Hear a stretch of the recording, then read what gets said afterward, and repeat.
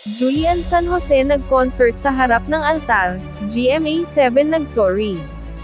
Humingi ng paumanhin ang Sparkle GMA Artist Center sa mga Katoliko na nagalit sa performance ni Julian San Jose sa concert sa Nuestra Señora del Pilar Parish Church sa Mamburao, Occidental Mindoro nitong ika-6 ng Oktubre.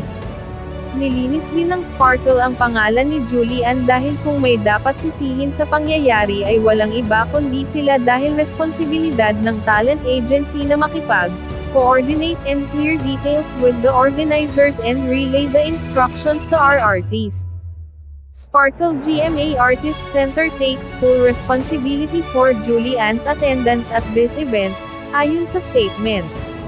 Julian only fulfilled her duties and commitment as a true professional.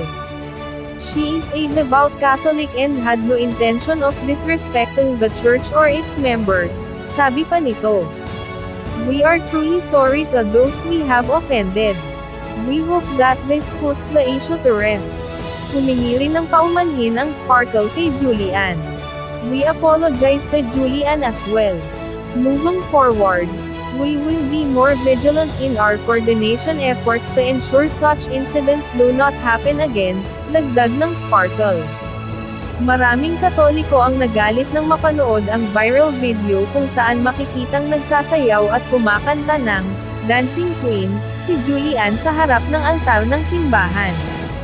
Kinanta rin niya ang The Edge of Glory ni Lady Gaga habang nakikihalubilo sa mga nanunood ng concert ng may pamagat na Heavenly Harmony, Harana para kay Maria. Ayon sa mga nakapanood, bukod sa masagwa ang ginawang pagsasayaw ni Julian sa loob ng simbahan, hindi rin naayon ang suot nitong sexy gown sa okasyon.